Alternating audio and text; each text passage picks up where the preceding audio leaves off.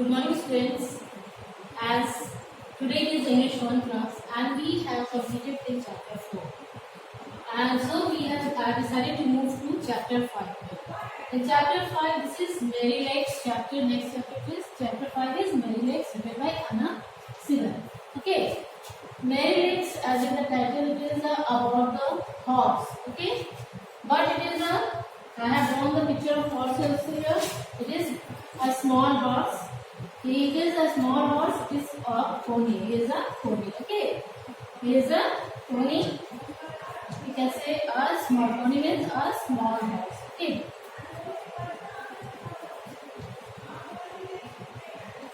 Here, this is an extract. It is an extract, as I have already explained, a piece of writing. Extract means a piece of writing, and from the this is an extract adapted from the novel Black Beauty. Okay, Black Beauty. ये novel Black Beauty. This is written by Anna Sewell. And about Anna Sewell, I am going to tell you about the Anna Sewell. She is a British writer, and this Black Beauty is an autobiographical novel. Means ये एक horse की story है, basis कहानी जीवनी है horse की, और इसमें Merrylegs is one of the character of this novel. Okay, but we are not going to read this novel as it is a part of piece of writing. So we will read about only this in this story about the Mary Lake's. Okay, a Mary Lake's is a small horse, a pony with beautiful hairs. It is a small horse, but here he is having thick hairs. He is having thick hairs.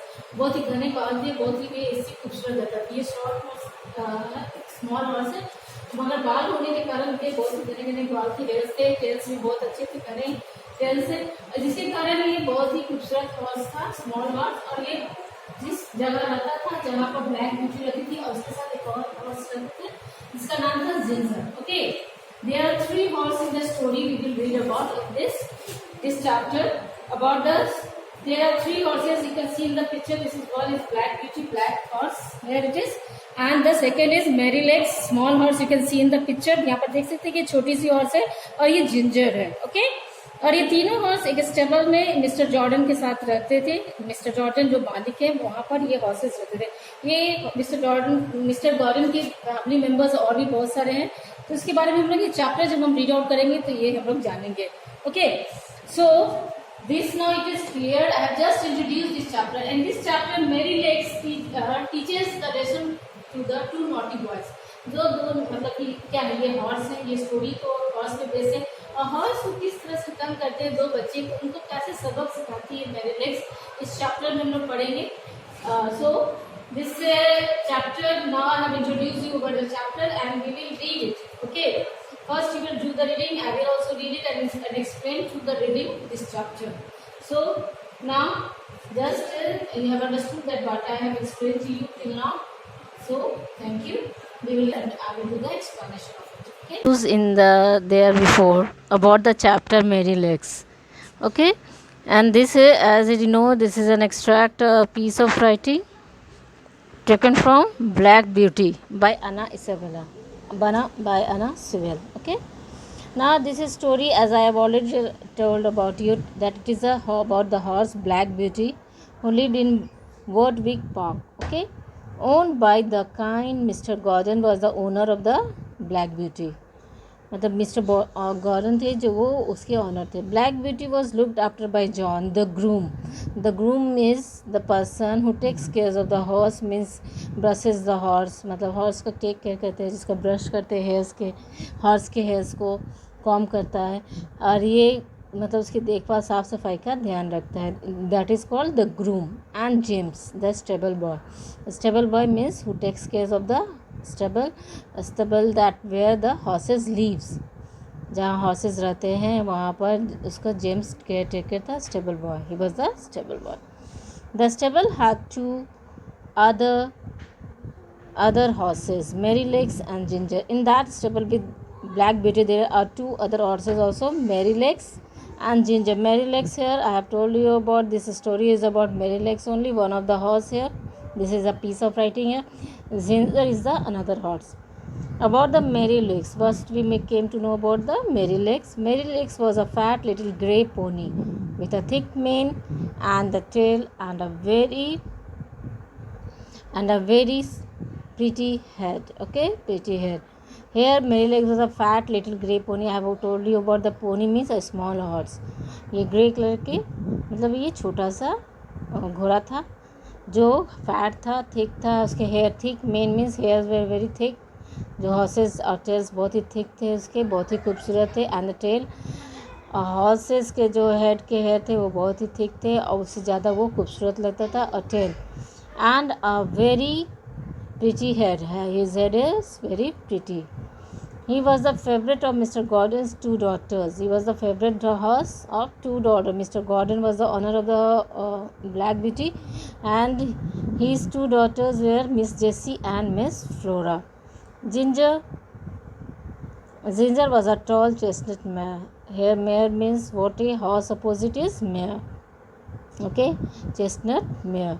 She was ill-tempered and a habit of biting and snapping because she had been ill-treated by previous owners. मतलब वो बहुत ही इल temper थी, बहुत ही ज़्यादा गुस्से थी. उसकी habit थी बाइट करना. स्नैपिंग मतलब एक झटके से किसी को भी चोट कर पहुँचाना था. स्नैपिंग बाइट कर लेती थी. और ये because she had this been ill treated by previous owners. Because as she was ill treated मतलब अच्छे से उसके साथ व्यवहार नहीं किया गया था प्रीवियसली, मतलब पहले उसके जो ओनर थे उसके साथ अच्छे से व्यवहार नहीं करते थे, इसलिए वो सभी के साथ वो इसी तरह से गुस्सा, उसका नेचर बिहेवियर हो गया था, इल टेम्पर्ड होता, थोड़े से गुस्से हो जाती थी. Now just we have to read to find out how Merrylegs teaches a lesson to two naughty boys. Okay, now I have already told about this is about the story about the Mary Legs, that how she teaches the that two naughty boys जो उसको तंग करते थे तो कैसे उसको चखाती है. The priest Mr. Bloomfield had a large families of boys and girls. There was a priest, पुजारी थे जिसके Bloomfield, जिसके एक बहुत बड़ी फैमिली थी, इसमें बहुत सारे बॉयज़ एंड गर्ल्स थे. Sometimes they used to come and play with Miss Jessie and Miss Flora. मतलब जो यहाँ पर एक फैमिली है Mister Gordon and the other family is here Mister Bloomfield, और उसके बहुत सारे बॉयज़ हैं. वो बहुत बड़ी फैमिली थी और वो miss Jessie and miss Flora के साथ खेलने आते थे. One of the girls was as old as miss Jessie, और एक ओल्ड थी, एक इतनी ही लगभग उम्र की थी जो मिस जेसी की उम्र की लगभग थी. And two of the boys were older and they were several little ones. मतलब दो बॉयज़ और थे जो उससे बड़े थे और बहुत सारे और छोटे छोटे बच्चे थे, बॉयज़ थे. When they came there was plenty of work for Merrylegs. मतलब जब वो आते थे तो बहुत सारा काम मेरी लेग्स के लिए बढ़ जाता था. How just we will know about it. मतलब कैसे मेरी लेग्स के लिए काम बढ़ जाता था जब वो बच्चे आते थे.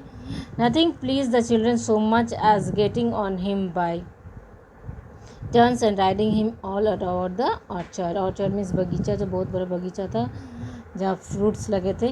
तो वो क्या करते थे, बच्चे जब भी आते थे तो उसमें राइड करना, on getting on him by turns and riding him all about the orchard. वो क्या करते थे, बच्चे उसके पीठ पर बैठ कर पूरे ऑर्चर्ड के चारों तरफ घूमते थे और ये राउंड लगाते थे. राइडिंग करना उनको पसंद था, इसी से ये काम बढ़ जाता है मेरी लेग्स का. They would do this by their hour together.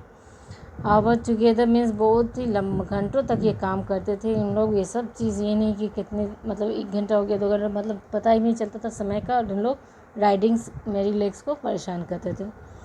One afternoon Merrylegs have been sent out with a long time. बहुत देर से पहले ही मेरी लेग्स उन लोगों के साथ बहुत पहले ऑर्चर्ड निकलती है उन लोगों को घुमाने के लिए, और बहुत लंबा टाइम हो जाता है. When James brought him in he said, there you naughty creature, mind how you behave yourself or we shall get into trouble. और वहाँ पर जब वो लाता है जेम्स, जो केयर टेकर था, यहाँ पर जैसे हम देख रहे हैं द स्टेबल बॉय, वो जब मेरी लेग्स को स्टेबल में लाता है स्टेबल में, तो वहाँ पर नॉटी क्रिएचर्स वो उसको कुछ बोल रहा होता है कि देयर यू नॉटी क्रिएचर. उसको नॉटी मेरी लेग्स को नॉटी क्रिएचर बोल रहा है. Mind how you behave yourself. तुमको खुद से कैसे समझ में रखना चाहिए, कैसे बिहेव करना चाहिए, नहीं तो आज बहुत बड़ा ट्रबल हो जाता, कुछ परेशानियां बढ़ जाती है. What have been doing Merrylegs I asked. There who is here I asked. There is Black Beauty asked. Black Beauty is here I is Black Beauty. Okay, he she asked what have you been doing. क्या किए थे तुमने Merrylegs. Oh, said she, tossing his little head. Oh, tossing his head, moving his little head. I have only been giving those young people a lesson. मतलब वो बताती है कि मैं सिर्फ उन लोगों को एक लेसन देना चाह रही थी, मतलब सीख देना चाह रही थी, जो क्योंकि वो लोग बहुत ज़्यादा ही इसको परेशान करते. They did not know when they had enough, so I just pieced them off backboard. मतलब वो लोगों को नहीं समझ में आता कि अब बस बहुत हो गया, राइडिंग हो गई, बहुत देर तक राइड कर पाता है, और तो इसलिए वो कहता है कि इसलिए मैंने उस लोगों को परेशान जो कर रहे थे तो उन लोगों को एक लेसन देना चाह रहे थे. So just pieced them off backwards. Here pieced meaning is given there in this, you can see here in pieced through. Okay, here pieced is through, that is given मतलब उसको threw back them of backwards. That was the only thing they could understand. इसी से वो लोग समझ सकते थे.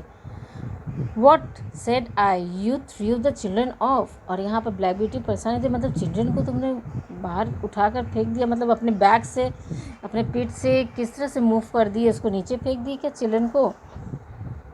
I thought you knew better than that. Did you throw Miss Jessie और Miss Flora? यहाँ ब्लैक ब्यूटी परेशान हो जाती है, मतलब किन बच्चों को तुमने नीचे फेंक दिया, नीचे की तरफ फेंक दिया, मतलब अपने पीठ से बैक पर बैठाए हुए थे तो फिर इसको कैसे पुल अप करके नीचे फेंक दिए. तो ये क्या मिस जेसी और मिस फ्लोरा को, क्या मिस जेसी और Miss Flora were the Mister Gordon's daughter, और ये क्या उन दोनों को तुमने नीचे फेंक दिया क्या. यहाँ पर ब्लैक ब्यूटी थोड़ी बड़ी हो जाती है और वो पूछती है मेरी लेग्स से. आई हैव मेरी legs, just answer it afterwards. So first you will read out this. Okay, here you will send, I will open the online teaching classes in the classing hours, that in class hours I will open it, and you will send the audio of the reading of one para. Okay, all of you will read one para and send me the audio of that. Okay, so you read it first, then I'll underline the hard words that you think that they are the hard for you, as I will send you the word meanings also, as I have explained in this chapter. So first you will read it one para and send the audio of this one para. Okay, thank you. We will move towards the next chapter, next page. Okay, next page in the next class. First you will try to read it and understand this chapter. Thank you.